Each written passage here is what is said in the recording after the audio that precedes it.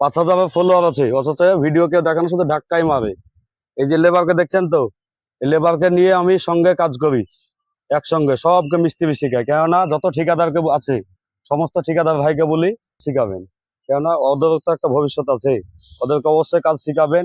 কেন লেবারকে নিয়ে আমাদেরকে চলতে হয়, ওই জন্য ওদেরকে কাজ শিখালে ভালো জিনিস। এটা অবশ্যই সমস্ত ঠিকাদার ভাইয়েরা কাজ শিখাবেন আপনারা আমাদের চ্যানেলটাকে সাবস্ক্রাইব করে দিবেন এবং আমাদের পাশে থাকবেন।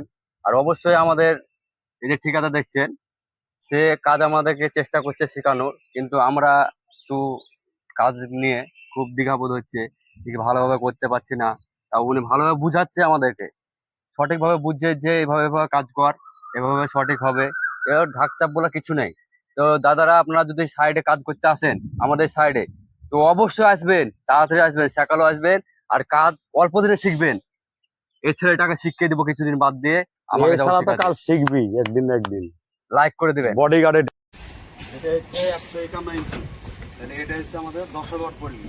তাহলে 151 ইঞ্চিকে এবার এখানে গুণ করবি 151 ভাগ হচ্ছে 6 দিয়ে, তাহলে একশো কত 25 পিস। তাহলে তো 25 পিসটা মানে আমাদের 10 ওয়াট পড়বে, ঠিক আছে?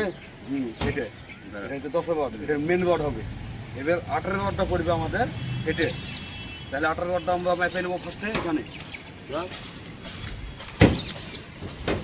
93 ইঞ্চি, 93 ইঞ্চি আছে আমাদের হেঁটে, ঠিক আছে? 93কে ভাগ করলে 6 দিয়ে, তাহলে একটু কত 15.5, মানে 16 পিস দিয়ে দিতে হবে আমাদেরকে 18 ওয়াটটা এটা, তাহলে তো এইভাবে মাপতে হবে, ঠিক আছে? দেখুন গাইস, দেখতেই পাচ্ছেন গাইস, আমাদের এখানে বৃষ্টি হয়েছে। আজ বৃষ্টির জন্য কিছুটা বন্ধ ছিল কাজ। তবে আপনারা বাড়ি করলে হবে পলাতিনটা অবশ্যই দিবেন ছাদে, কেননা এই পলাতিনটা দিলে পাবে অবশ্যই ছাদটি একটু স্ট্রং হয়, ভালো ঘোলভাবে থাকে। অবশ্যই এভাবে বাড়ি করবেন। ভালো থাকুন, সুস্থ থাকুন।